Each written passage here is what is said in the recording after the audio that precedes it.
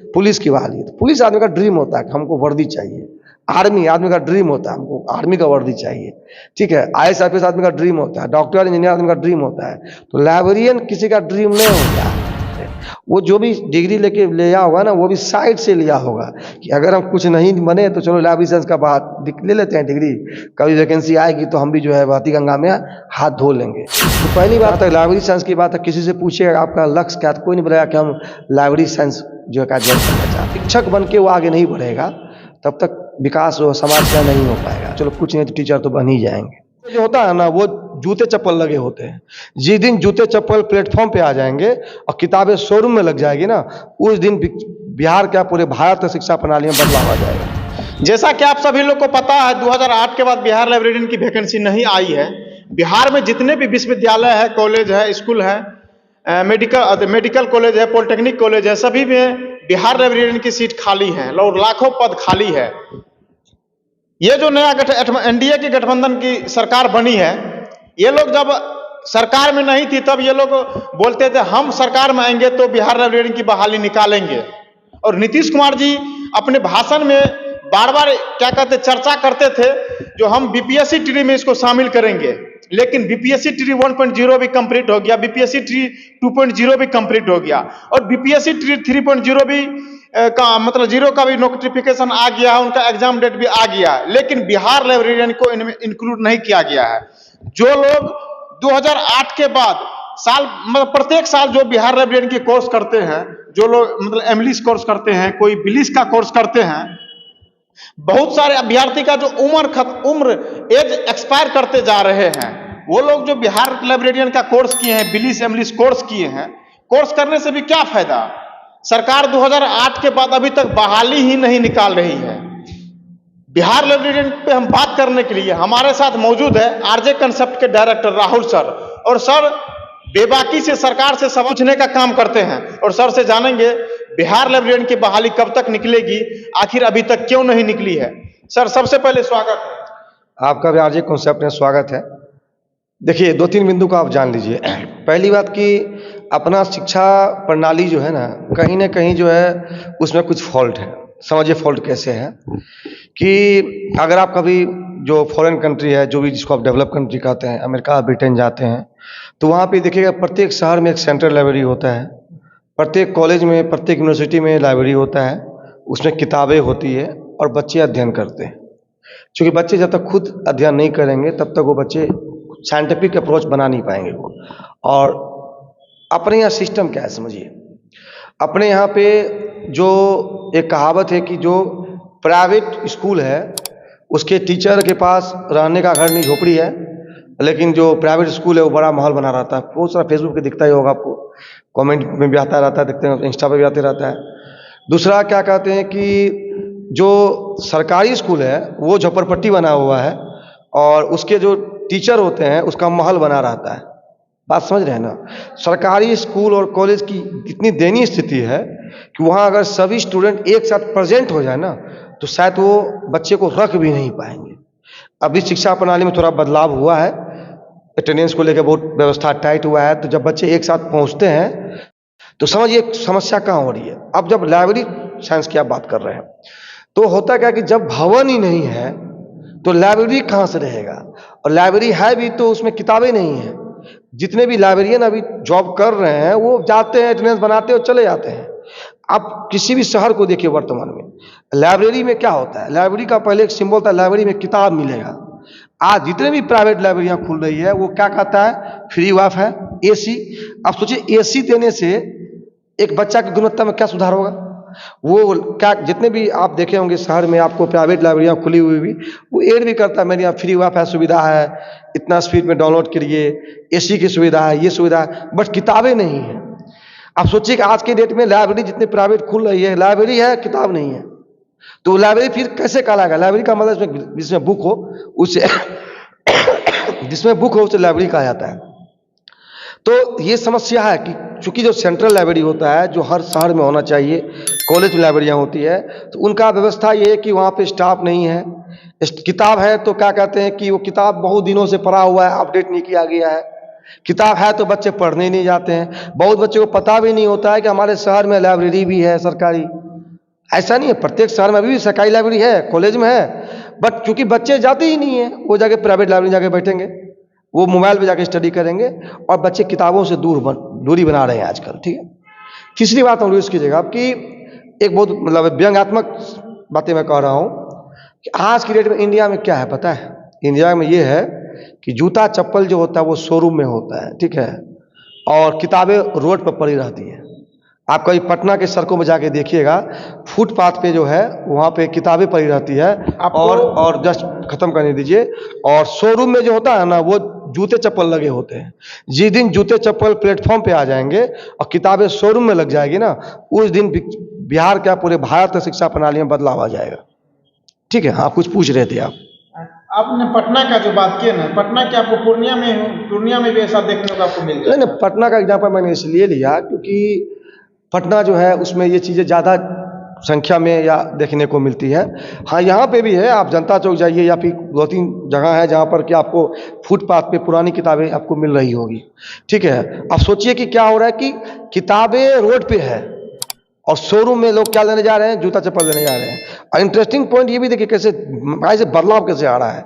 आदमी जो है जब वो किताब लेगा तो किताब लेगा सेकेंड हैंड, बट वो जूता खरीदेगा नया, क्योंकि ये मानसिकता बनाया गया हम लोगों को कि कपड़ा जूता ये आप शोरूम में लीजिए, और किताब तो भाई सेकेंड हैंड मिल जाता है हम लोगों को। तो इसमें थोड़ा बदलाव करना पड़ेगा। जहाँ तक लाइब्रेरी साइंस की बात है, जब तक किसी भी शहर में एक अच्छी लाइब्रेरी नहीं होगी, एक अच्छी किताबें नहीं होगी, एक अच्छा माहौल नहीं होगा, तो वो शहर, वो कॉलेज, वो विद्यालय का विकास कभी नहीं होगा। तो पहली बात तो सरकार को अपने इंफ्रास्ट्रक्चर पे ध्यान देना चाहिए।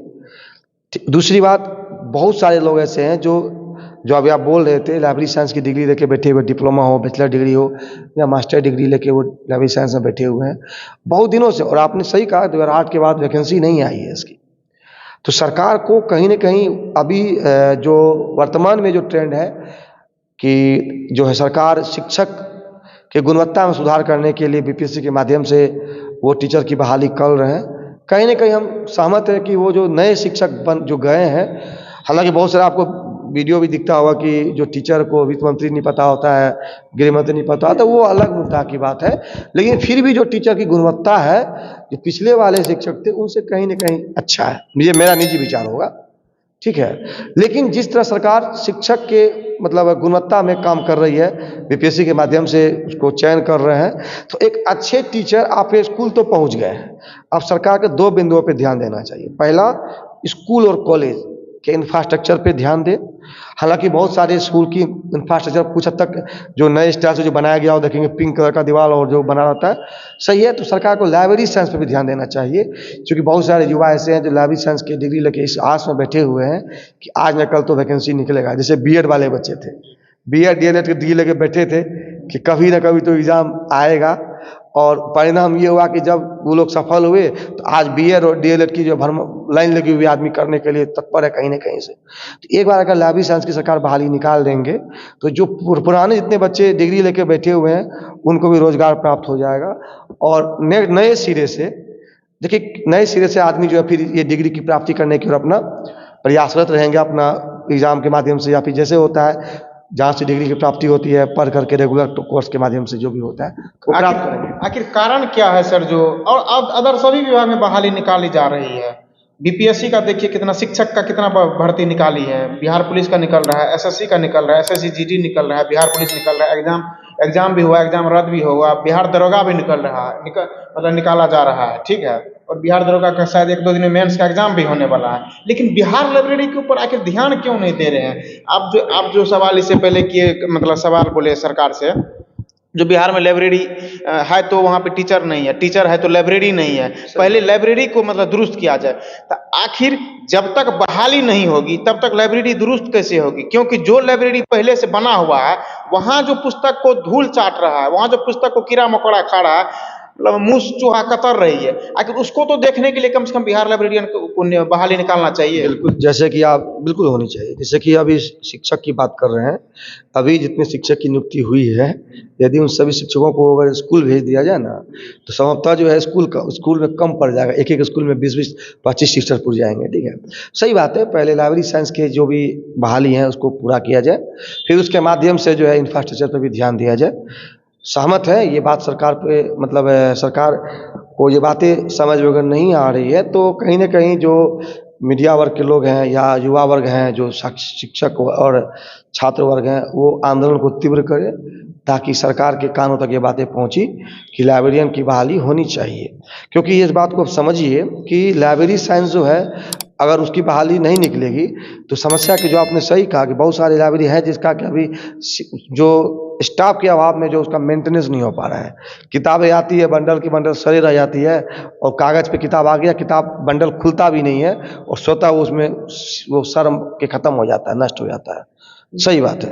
यदि बिहार सरकार कान में तेल लेके सोई हुई है, ठीक, बिहार लाइब्रेरी के जितने भी अभ्यर्थी है, पूरे बिहार में जो जितने भी अभ्यर्थी, सभी लोग एक संघ बना के अगर आंदोलन करने पे उतारू हो जाए, फिर इसका जिम्मेदार कौन होगा?